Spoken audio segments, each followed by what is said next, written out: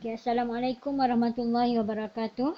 Okay, bertemu kita lagi dalam minggu ini dalam pelajaran pendidikan Islam tahun 5. Dan bidang akidah unit 2 di bawah tajuk Nama Allah Al-Hasib. Okay, kita tengok objektif daripada tajuk ini. Okay, boleh juga rujuk buku teks muka surat 74 hingga 79.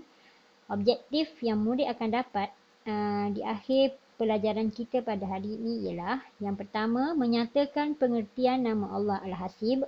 Yang kedua, membaca dalil nakli dan menerangkan hukum beriman dengan nama Allah Al-Hasib. Dan yang ketiga, menyatakan kepentingan beriman dengan nama Allah Al-Hasib. Kita tengok satu persatu. Apa itu nama Allah Al-Hasib? Apa maksud Allah Al-Hasib? Okey. Al-Hasib terbahagi kepada dua pengertian. Yang pertama, bererti Allah Maha mencukupkan keperluan hamba-hambanya. Dalil yang berkaitan dengan nama Allah Al-Hasib ialah Bismillahirrahmanirrahim. Wa man yatawakkal 'ala Allahi fahuwa hasbuh. Yang bermaksud, dan sesiapa yang bertawakal kepada Allah dengan penuh keimanan, maka Allah akan mencukupkan keperluannya. Okey. Pengertian yang kedua iaitu Allah Maha menghitung setiap amalan dan perbuatan kita sama ada baik ataupun tidak pada setiap masa dan tempat. Allah ni Maha menghitung setiap amalan yang kita buat. Perkara-perkara yang kita buat. Perkara baik ataupun perkara yang tidak baik. Okey, dalil. Bismillahirrahmanirrahim. Innallaha sari'ul hisab. Yang bermaksud, sesungguhnya Allah sangat cepat hitungannya. Okey. Pengertian bagi Al-Hasib ni ada dua. Yang pertama, Maha mencukupkan. Dan yang kedua, Maha menghitung. Seterusnya, kita tengok erti nama Allah Al-Hasib secara terperinci. Yang pertama, Allah sentiasa memudahkan urusan kita ketika kita susah. Inilah Allah yang bermaksud Allah Maha mencukupkan tadi tu. Apa yang kita susah, Allah akan cukupkan. Allah akan beri kepada kita pertolongan. Yang kedua, ketika kita memerlukan pertolongan, Allah membantu kita dengan pelbagai cara seperti menggerakkan hati orang sekeliling untuk membantu kita.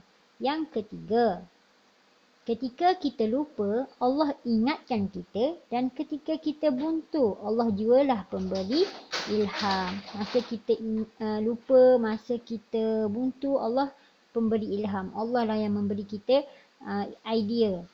Dan yang keempat, Allah akan menghitung setiap amalan kita sama ada baik ataupun buruk. Setiap amalan yang kita buat dalam kehidupan seharian kita sama ada baik atau buruk, Allah akan hitung. Yang kelima, Allah adalah sebaik-baik pelindung dan penolong. Dan yang terakhir, kita wajib beriman dengan nama Allah Al-Hasib, dengan semua nama-nama Allah. Seterusnya, kita tengok kepentingan beriman dengan nama Allah Al-Hasib. Kenapa pentingnya kita beriman dengan nama Allah Al-Hasib? Okey, yang pertama, meletakkan Allah sebagai pelindung dan penolong yang melindung dan menolong kita. Yang kedua, berusaha melipat gandakan amalan, yang mana Allah hitung perkara baik dan buruk yang kita buat, kita berusaha untuk melipat gandakan amalan.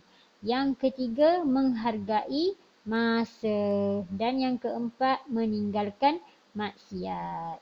Okay, secara ringkasnya, secara rumusannya, beriman dengan nama Allah Al-Hasib menjadikan kita sentiasa berusaha mendapatkan pahala sebanyak mungkin dan menghindari dosa. Sebab kita tahu setiap amalan kita Allah catat dan Allah hitung. Okey. Itu saja untuk minggu ini. Sekian, terima kasih.